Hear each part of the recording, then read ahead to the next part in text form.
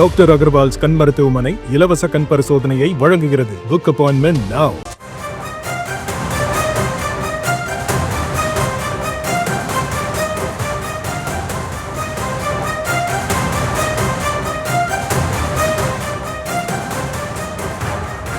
அண்மை செய்திகளை பார்த்து வருகிறோம்.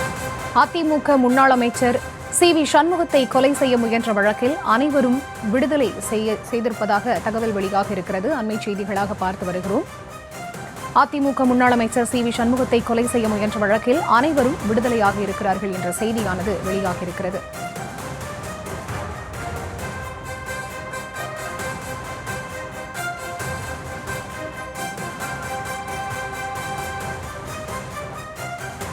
இது தொடர்பான விவரங்களோடு இணைகிறார் எமது செய்தியாளர் கலிஃப்துல்லா. அவரிடம் பேசலாம். வணக்கம் கலிஃப்துல்லா, விவரங்கள்.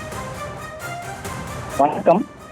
அதிமுகவை சேர்ந்த முன்னாள் அமைச்சர் சி.வி. சண்முகத்தை கடந்த 2006 திண்டிவனத்தில் உள்ள தனது வீட்டில் அமர்ந்து கட்சியினரிடம் பேசிக் கொண்டிருந்தார்.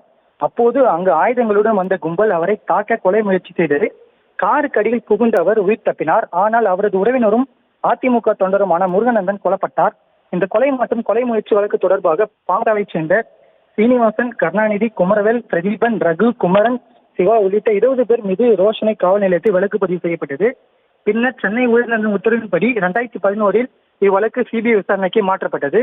தொடர்ந்து 2014 திண்டிவனம் மாவட்ட கூடுதல் அமர்வு நீதிமன்ற குற்றப்பத்திரிகை தாக்கல் செய்யப்பட்டது.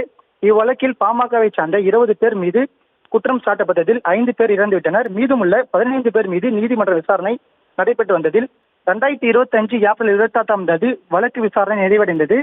ஜூன் 12 தீர்ப்பு வெளியிடப்படும் என அறிவிக்கப்பட்டிருந்தது.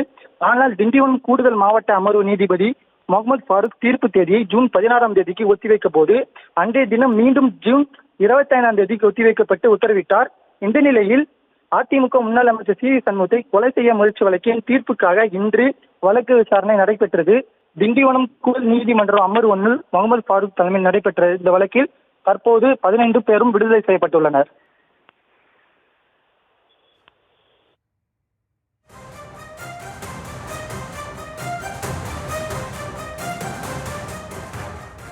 கலிஃப்துல்லா, இந்த வழக்கின் பின்னணி தொடர்பான விவரங்களை மீண்டும் ஒரு முறை பதிவு செய்யும். வணக்கம். சீனிவாசன், கருணாநிதி, குமரவேல், பிரதீபன், ரகு, குமரன், சிவா உள்ளிட்ட 20 பேர் மீது ரோஷனை காவல் நிலையத்தில் வழக்கு 2011 இவ்வழக்கு சிபிஐ விசாரணைக்கு மாற்றப்பட்டது. தொடர்ந்து 2014 திண்டிவனம் மாவட்ட கூடுதல் அமர்வு நீதிமன்றத்தில் குற்றப்பத்திரிகை தாக்கல் செய்யப்பட்டது. இவ்வழக்கில் பாமகவை சேர்ந்த 20 பேர் மீது குற்றம் சாட்டப்பட்டதில் 5 பேர் இறந்துவிட்டனர். மீதமுள்ள 15 பேர் மீது நீதிமன்றம் விசாரணை நடைபெற்று 2025 ஏப்ரல் 26 வழக்கு விசாரணை நிறைவடைந்தது. பின்னர் ஜூன் 12 தீர்ப்பு வெளியிடப்படும் என அறிவிக்கப்பட்டிருந்தது.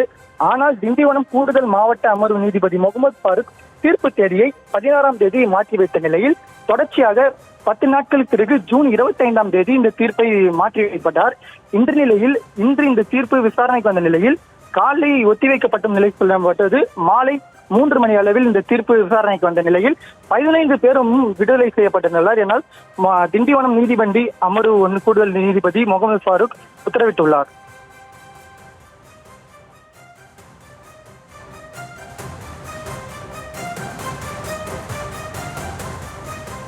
விவரங்களை வழங்கியமைக்கு நன்றி கலிஃப்துல்லா.